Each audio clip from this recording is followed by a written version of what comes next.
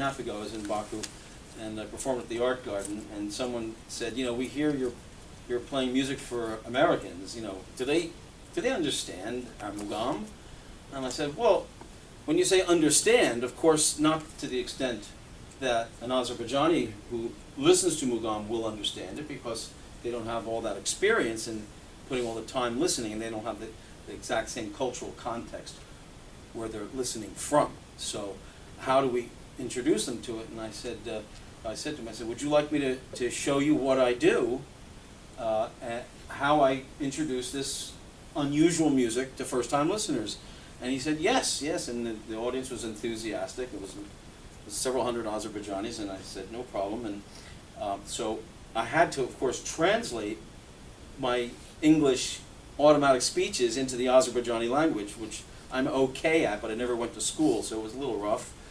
So they would understand, you know, what I was talking about.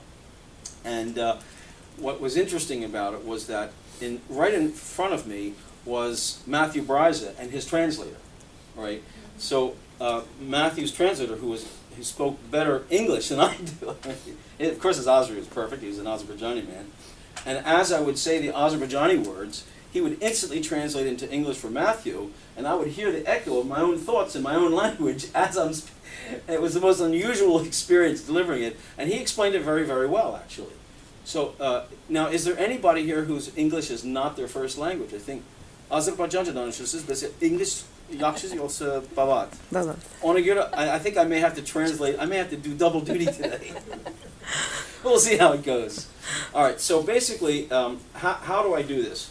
What I do is I break mugham, which is rather sophisticated, complicated music, into its most basic, simplistic components, and deliver the experience of what it feels like to hear the most simplified version of it, and then we build up the layers so that when the complexity appears, you can feel the connectedness between the complex structure of it and the simple roots that it grows from.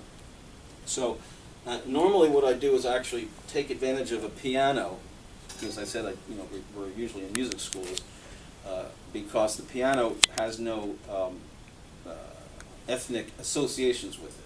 As this is a tar, this is an Azerbaijani instrument. So what I'm going to do is for the introduction of how mugham actually works as a musical form, I'm going to use this instrument, but I'm going to play simple, recognizable scales to introduce to you the basics of how Azerbaijani mugham works. And there's actually there's several principles. The first principle, of course, is that Azerbaijani music doesn't have chords in it. Now, every once in a while, a musician might toss in a chord for just a split second because it's fun to do. But basically, the music is all about melodies, and we call this kind of music monophonic, as opposed to polyphonic or harmony music, which is melodies based on chords. And so what that means is that because it's monophonic music, we can play notes which are not on the piano. We can play notes between the notes. And if anyone's familiar with the piano, we know that it has 12 keys between every octave. And like all music in the world, Azerbaijani mugham is also framed by the octave. So the question we might ask is, if you're playing notes that are not on the piano, doesn't that mean those notes are out of tune? And the answer is yes. If you're playing chords, those notes will sound dissonant, disturbingly dissonant. It'll sound out of tune. But when you're playing monophonic music, you can play those notes, and it won't sound out of tune, so long as you can convince the listener you really meant to play that note. And of course, it's very easy to do that. You play it once, it sounds strange. The second time, you say, "Oh, he's played that same odd note again," and then you play it again and again. And by the time they realize this is the intended note, and that's when it starts to have its effect. In order for me to explain the effect of a microtone, I have to explain something about music in general. And here we go. Everyone has probably heard the major scale. Right? Nothing could be simpler than the major scale. And now, what I'm going to do is I'm going to point out to everyone here something that maybe they notice, maybe not. But because it's so common, we basically don't take much note of it. It's like gravity. It's always there, but we don't really feel the weight of our bodies as we walk around. That would be quite annoying. So I'm going to attract your attention to the specific effect that music has when you play notes in a certain sequence.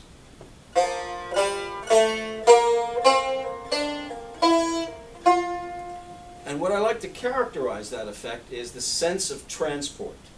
That we start here, home, and then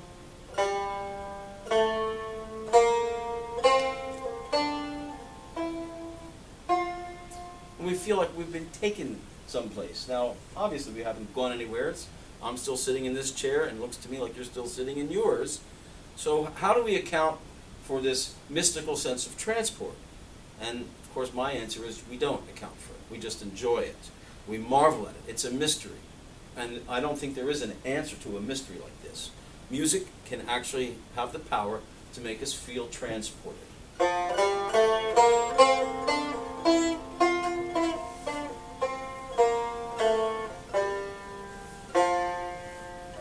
And we come home again. So while I'm playing the mughams, try to bear in mind this experience you just had, which is the sensation of feeling as if the music you're listening to is transported. Only music that is monophonic and is melodies composed of staircase construction melodies will create the mystical sense of transport. The moment you start to skip around the different notes, like is done in for example, Western musical traditions, you may come up with some intriguing and wonderful and what's the right word? Enjoyable melodies, catchy tunes, all kinds of experiences. But the mystical sense of transport can only be produced by staircase construction monophonic melodies. And that's what mugham is based on.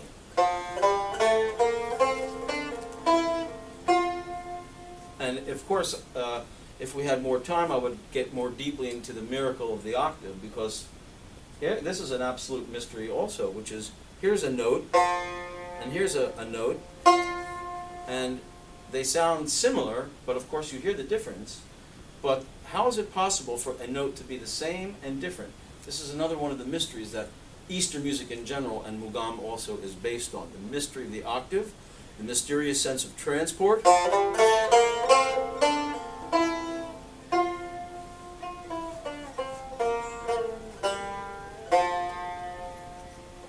And now I'm going to introduce one more effect, which is the delayed note.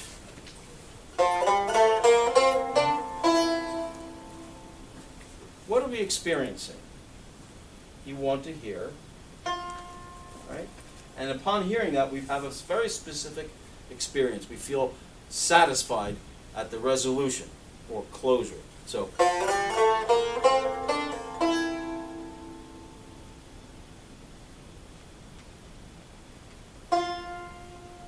and if I let that go even longer, probably you would have the reaction I'm used to getting from the students, which is annoyance, and for fun, I sometimes will do that on the piano and then get up and walk away and get back and play that note. We want to hear this.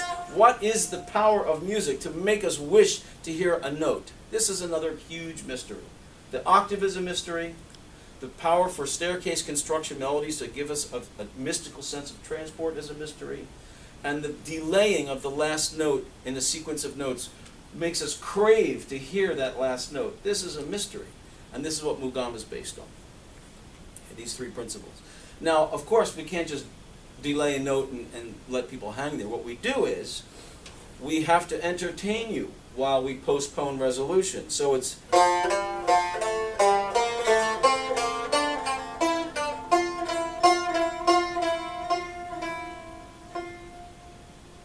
See? So now I was able to delay the note, but nobody was bothered by it. It was enjoyable. And that's what gives the music its lift. Is everyone with me? Okay. So, now, another feature, of course, is that we don't just play the major scales. Matter of fact, I basically never do, except for relief from the pressure of minor scales, which have a depth to them, which is unmatched. And I'll give you an example. For example, we have this.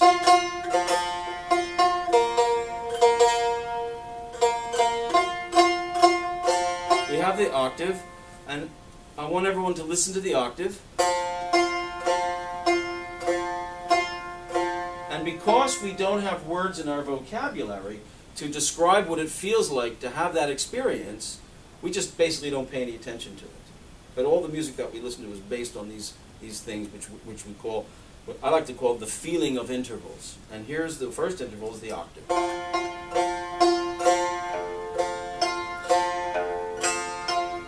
Now I'm going to play a different interval, and I want you to register the difference in the feeling. Yes? Then.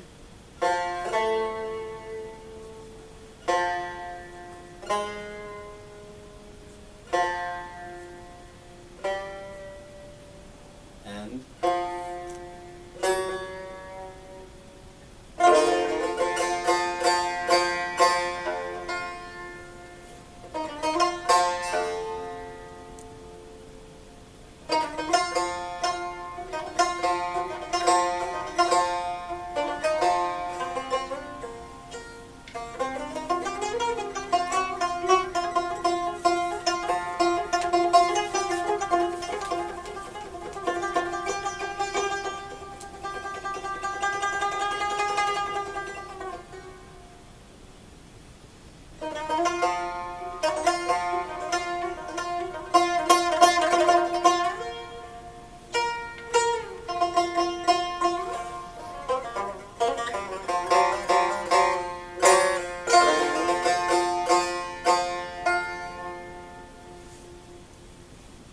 So there was a little fragment of mugham.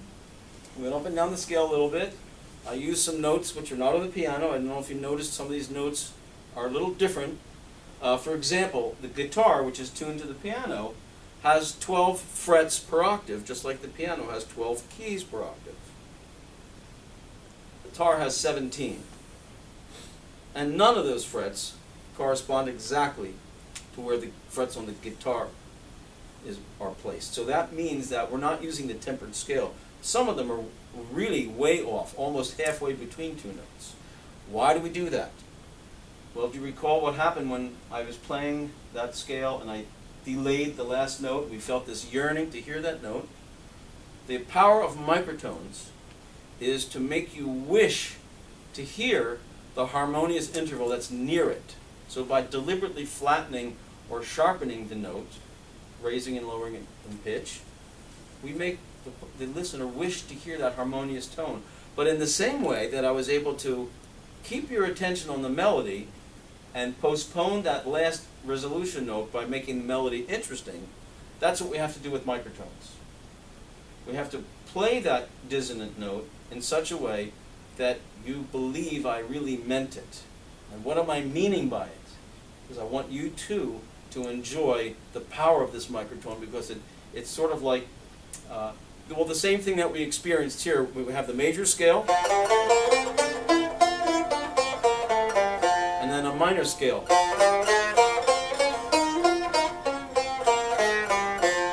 And what a microtone does is it goes even deeper in that direction, deeper into that mysterious feeling that minor tones create. So that's why we play microtones. And I'm going to demonstrate some of them on another instrument which doesn't have any frets at all and gives the player complete freedom to play any note that they intend. And while I'm playing, please try to consider this. For me, it's a mystery. One and the same note. The string is vibrating at exactly the same frequency, but if the listener doesn't believe the player intended that note, it'll sound out of tune. If they believe that he did intend it, it won't sound out of tune at all. And I can't think of anything more mystical than that.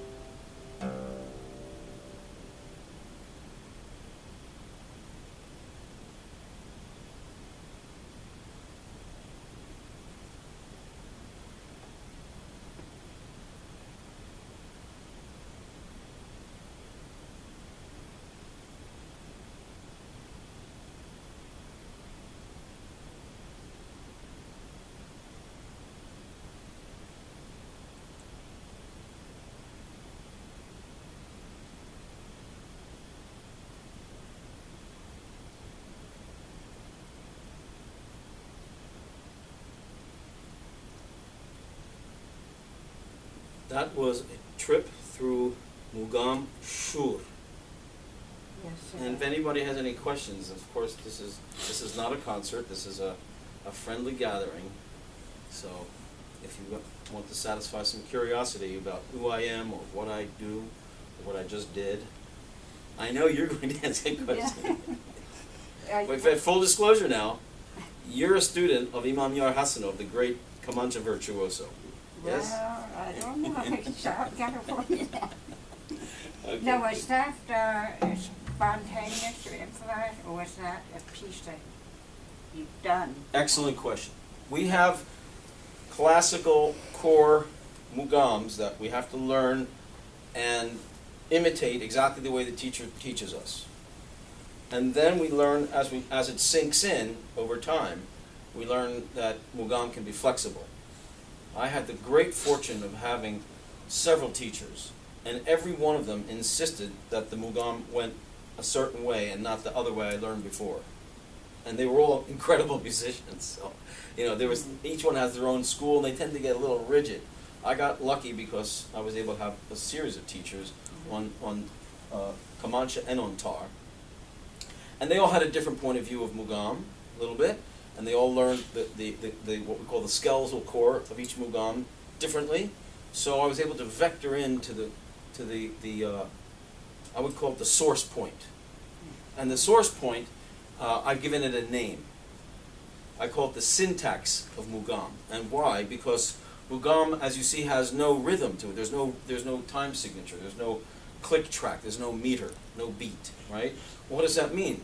It means, well, how do I know when to play the note if I don't have a beat to follow? And it's just like language. The same structure that language has. which is, you know, I mean, of course, when we speak in, if we do poetry, there's a meter to it. But prose, free speech, has no meter. And so mugham is like that. And the syntax of mugham is very, very similar or reminiscent of a form of speech we call declamatory speech, telling of epic legends. The hero went here and he did this, and so there's a kind of an impulse behind the syntax of mugham, and of course it takes years and years to get that. And those notes, the when to the notes, have to be just as intended as the microtones, or they make no sense. Does that make sense, Ed? Can you write this down? Or No, you must never write it down. You have to That's the memorize. death of all Eastern music, is to put notations to it. Because what you do is you're putting a barrier between the living substance of the sound and the place in you that it has to be played from. So, you know, throw those books away, quick. What books? There are no Oh, books. good. There are. Don't look at them. Okay. Yes, sir. This instrument looks surprisingly like a lute. Yes, doesn't it? It absolutely does. The theory is that during the Crusades, not on the way there, they were busy with the mission, but on the way home, when they were wandering around with nothing to do, they also passed through the same territory, which is now called Turkey, and Arabia, of course. And so they brought with them, you know, these kind of musical instruments. And this oud, which is actually happens to be a Turkish oud made in Istanbul, was the prototype for the very first early lutes. And then they widened the fretboard, put gut frets on it because they wanted to play chords, because it was European music, and it became what we now call the lute. Some people think lute means l'oud, but I don't think so. I think lute means to play in Latin, so that's a coincidence. Although the word oud is an interesting word. That's very interesting, because oud in Arabic means wood. Actually, to be fair, the English word wood comes from the Arabic word oud. So why did the Arabs call this instrument wood? Because when they invaded the part of Central Asia we now call Iran, they saw a number of instruments which all came from Central Asia, and every one of them, except for a couple of instruments, had skin faces on them. Because it was in Central Asia where the skin-faced bowl was basically, I mean, I can't say for sure exactly who was the first to invent what where, but that's where it definitely evolved, the skin-faced instrument. Probably because of the horse culture.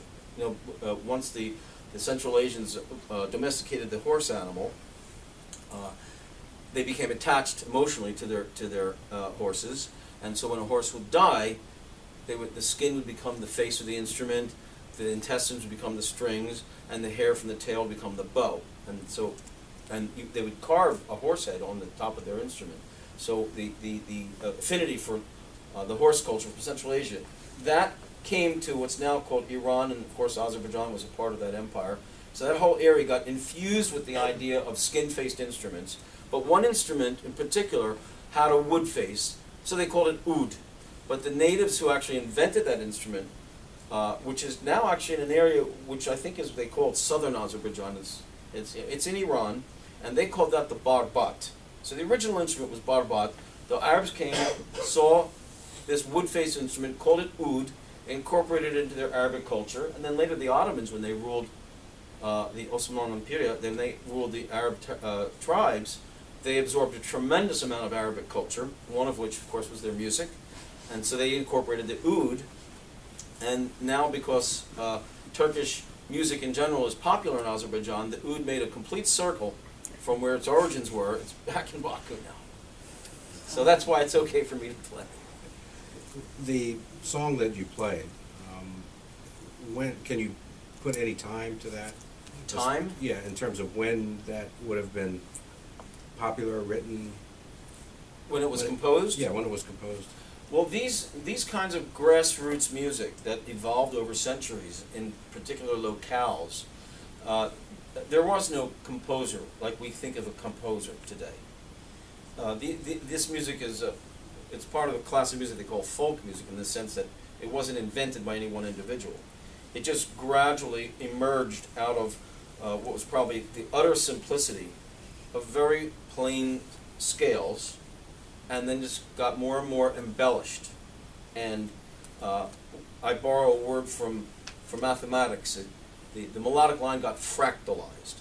And a fractal, in case anyone here doesn't know what a fractal is, imagine the shape of a leaf, and the edge of the leaf has serrations. You've seen serrated leaves, right? Imagine the serrations have micro serrations. And those micro serrations have micro serrations. That's called fractalization. When you take something that's straight, make a shape out of it, and then along the perimeter of that shape, you have miniature shapes, and that can go into infinity. But what the Azerbaijanis have done, along with other Eastern cultures, is they took simple melodic lines, and they fractalized it. First, they bent the notes deeply into dissonance, what we call microtones, and then the clustering of the notes, which are a peculiar form of music. And so nowadays the musicians vie with each other who can more deeply fractalize the melodic line until it's basically impossible to follow. It's now a blood sport, like the NASCAR races. Who